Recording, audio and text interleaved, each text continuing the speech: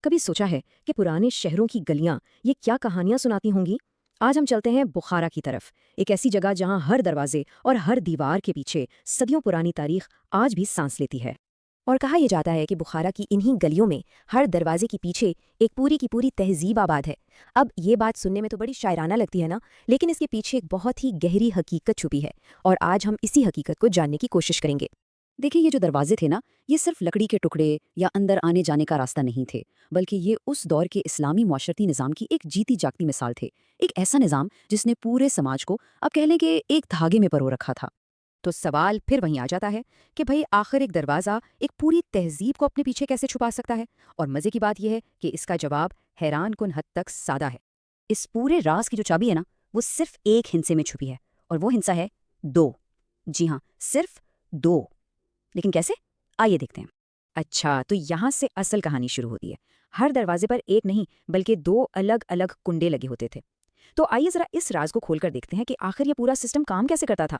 اب اس ڈیزائن کی ذہانت دیکھیں، کمال کی بات ہے۔ ایک کنڈا ہوتا تھا بھاری جسے مرد استعمال کرتے تھے، اور جب اسے بجایا جاتا تو اس کی آواز گہری اور گونجدار ہوتی تھی، مطلب گھر کے اندر آسانی سے پہچانی جاتی تھی۔ اور دوسرا کنڈا اکثر ایک نازک سے ہلکے جیسا، وہ تھا خواتین کے لیے۔ اس کی آواز اتنی ہلکی اور باریک ہوتی تھی کہ اسے عام طور پر صرف گھر کی خواتین ہی سن پاتی۔ یعنی یہ دستک صرف دستک نہیں تھی، یہ تو ایک پورا کوڈ تھا، ایک خاموش پیغام۔ آواز سنتے ہی گھر والوں کو فوراً پتہ چل جاتا تھا کہ دروازے کے باہر کون ہے، مرد یا عورت، اور یہ سب بغیر دروازہ کھولے، بغیر کچھ پوچھے۔ کمال ہے نا؟ تو اب یہ پورا نظام چلتا کیسے تھا؟ بہت ہی سادہ طریقے سے۔ کوئی مہمان دروازے پر آیا، اس نے اپنے لیے مخصوص کنڈا استعمال کیا۔ گھر کے اندر صرف آواز سے ہی پہچان لیا جاتا کہ آنے والا کون ہے۔ اور پھر کیا؟ اگر دستک مرد کی ہے تو گھر کا کوئی مرد دروازہ کھولنے آتا، اور اگر دستک عورت کی ہے تو گھر کی کوئی خاتون ہی دروازے پر آتی۔ سمپل۔ اچھا، یہ تو سمجھ آ گیا کہ یہ سسٹم کام کیسے کرتا تھا، لیکن اس سے بھی بڑا سوال، بلکہ اصل سوال یہ ہے کہ آخر اس کی ضرورت ہی کیوں پڑی؟ اس اتنے سوچ سمجھ کر بنائے گئے نظام کے پیچھے فلسفہ کیا تھا؟ اس پورے اہتمام کی جو بنیاد تھی نا، وہ ایک لفظ پر تھی، اور وہ لفظ ہے حیا۔ اب حیا کا مطلب اکثر لوگ صرف پردہ سمجھتے ہیں، لیکن یہ اس سے کہیں بڑا تصور ہے۔ یہ ایک اسلامی اصول ہے جس میں وقار بھی ہے، رازداری بھی ہے، اور ایک دوسرے کے لیے عزت کا احساس بھی شامل ہے۔ تو اصل بات یہ ہے کہ یہ دروازے اور یہ دو کنڈے صرف پرائیویسی کا معاملہ نہیں تھے، یہ تو حیا، احترام اور ایک منظم معاشرے کی جو قدریں تھیں، ان کو روزمرہ کی زندگی میں عملی جامہ پہنانے کا ایک طریقہ تھا۔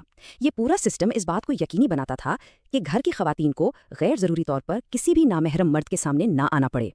اور شاید اسی بات میں گہری حسرت بھی چھپی ہے، ایک ایسی دنیا کی یاد جہاں اتنی چھوٹی چھوٹی چیزوں میں اتنی بڑی بڑی حکمتیں چھپی ہوتی تھیں، جہاں ہماری پوری تہذیب کی روح بستی تھی۔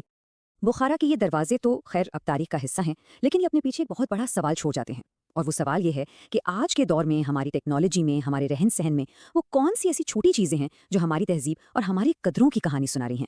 کبھی سوچیے گا اس بارے میں۔